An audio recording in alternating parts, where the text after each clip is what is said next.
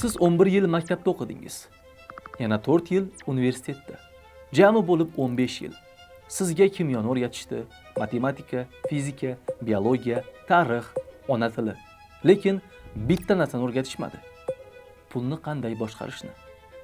Sizda ayb yo'q, chunki tizim shunday qurilgan. Men sizga bugun video davomida 7 ta qoidani o'rgataman. Agar siz bu 7 ta qoidani 20 yoshingizda bilganingizda, sizning moliyaviy holatingiz butunlay boshqacha bo'lardi. Tayyormisiz? Boshladik. Keling bitta tajriba qilamiz. Men sizga savol beraman, siz javob berasiz. Siz maktabda formulalarni yodlaganmisiz? Ha, yodlagansiz. Tarixiy sanalarni yodlaganmisiz? Ha, yodlagansiz. Siz maktabda pulni qanday ishlashini o'rganganmisiz? Yo'q. Nima uchun? Sababini men aytaman.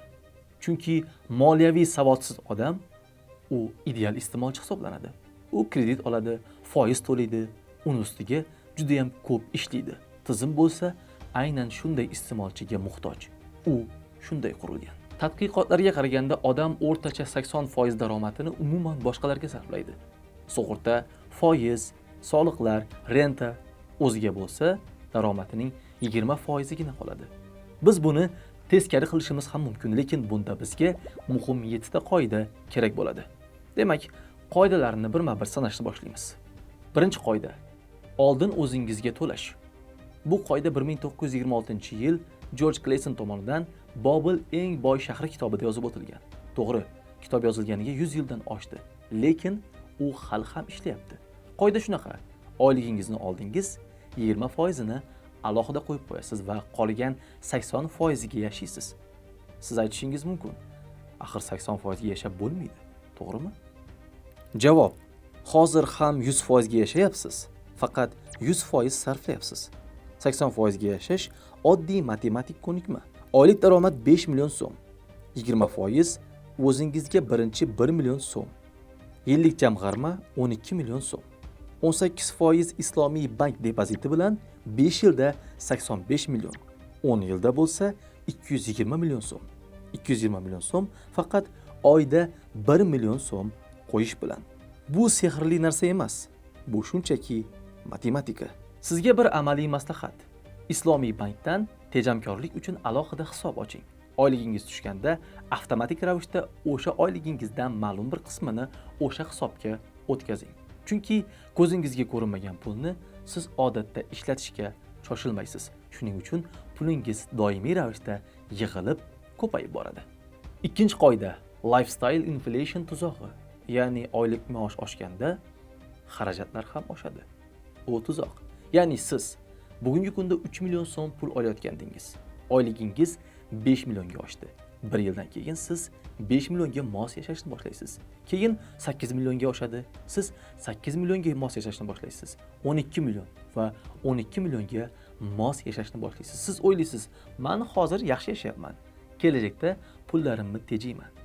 Bitta narsani hech qachon esingizdan chiqarmang. Kelajak hech qachon kelmaydi. Siz bugungi kun bilan yashaysiz va shuning uchun ham bu lifestyle inflation, ya'ni hayot darajasining inflyatsiyasi deyiladi. Uchinchi qoida: murakkab foiz, vaqt va pulning kuchi. Albert Einsteindan so'ragan ekanlar, inson aqlining eng buyuk kashfiyoti nima? U shunda javob bergan: murakkab foiz. Aynan nima uchun? Chunki murakkab foiz daromad ustiga daromad keltiradi. Foiz ustiga foiz qo'shiladi. Investitsiyani 18 yoshda va 30 yoshda boshlashning farqlarini hozir birma-bir ko'rib chiqamiz. Raqamlar shuni ko'rsatadiki, agar 18 yoshda oyiga 100 ming so'mdan qo'ysangiz, yiliga 15% daromad bilan 18 yoshda boshlab 60 yoshda siz 1 milliard so'm daromad ko'rasiz. 30 yoshda boshlab 60 yoshda tugatadigan bo'lsangiz, siz 150 million so'm daromad ko'rasiz. Farq 850 million so'm yo'qotish. 850 million so'm farq faqatgina 12 yil uchun.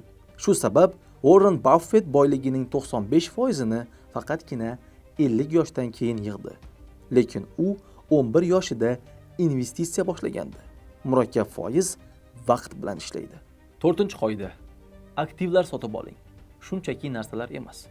Robert Kiyosaki o'zining Boy ota, kambag'al ota kitobida bu narsani juda ham ideal ravishda tushuntirib bergan. Aktiv sizni cho'ntagingizga qo'shimcha pul olib keladigan narsa. Passiv sizni cho'ntagingizdan ortiqcha pul olib chiqib ketadigan narsa.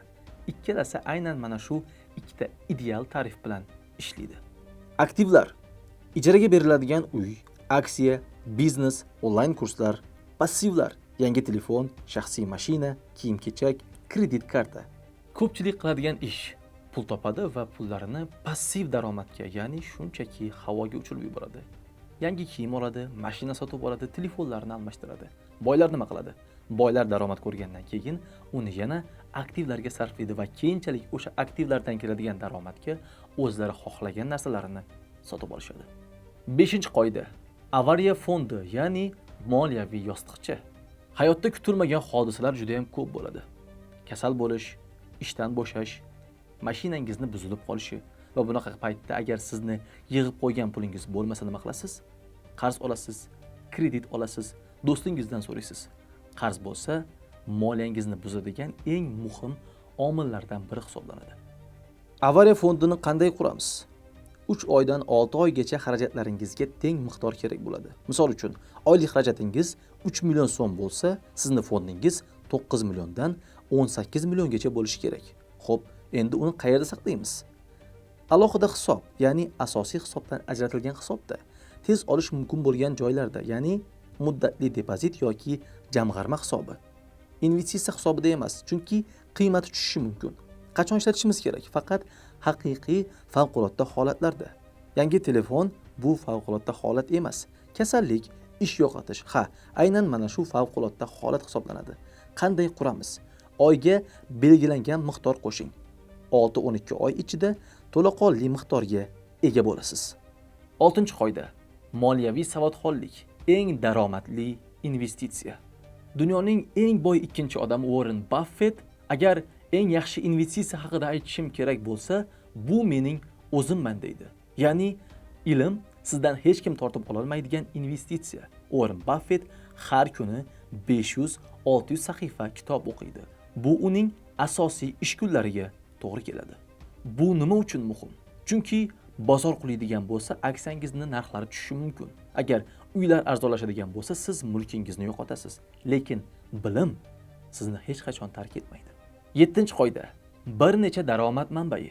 Milliarderlarning siri. Buni O'zbekistonda qanday qilib boshlash mumkin? Bu ertaning o'zida 7 ta daromad manbai degani emas. Bu bosqichma-bosqich bo'ladi. Birinchi bosqich: maosh. Asosiy ishingizni yaxshilang. Ko'proq tajriba, ko'proq qiymat. Maoshni maksimallashtirishga harakat qiling. Ikkinchi bosqich: foiz daromadi. Islomiy bank depoziti yoki obligatsiya. Minimal xavf, barqaror daromad. 1 million so'm depozit, yiliga 18% dan 180 ming so'm qo'shimcha. Kichik, lekin bu hali boshlanishi. Uchinchi bosqich: freelans. Sizda qanday ko'nikma bor? Grafika, tarjima, dasturlash, marketing. Bu ko'nikmani Telegram, Upwork orqali pullashingiz mumkin. Oyiga 500 mingdan 2 million so'mgacha qo'shimcha daromad. 4-bosqich: onlayn kontent. YouTube, Telegram kanal, onlayn kurs bir marta yarating va doimiy daromad qiling. 5-bosqich: ko'chmas mulk. Mablag' yig'ib, imkon bo'lganda ijara uchun xona yoki uy oling. Bu uzoq muddatli maqsad, lekin erishish mumkin bo'lgan real maqsad. Biz tepada sanab o'tgan 7 ta qoidani siz maktabda o'rganmagansiz va biz sizga bugun shularni ochiqlab berdik. Lekin bilishning o'zi kamlik qiladi. Natija olish uchun albatta harakat qilishimiz kerak. Izohlarda yozib keting. Bu 7 ta qoidaning qaysi biri siz uchun yangilik bo'ldi? Siz savollaringizni yozing. Men bo'lsa keyingi videolarda javob berishga harakat qilaman. Salomat bo'ling. Agar siz O'zbekistondan turib, Xitoy, Rossiya, Koreya, Turkiya va shunga o'xshash 50 dan ortiq davlatga pul yubormoqchi bo'lsangiz, Unired ilovasidan foydalanishingiz mumkin. Ilova 10 yildan ortiq vaqt davomida faoliyat yuritib keladi va O'zbekistondagi eng yetakchilardan biri hisoblanadi.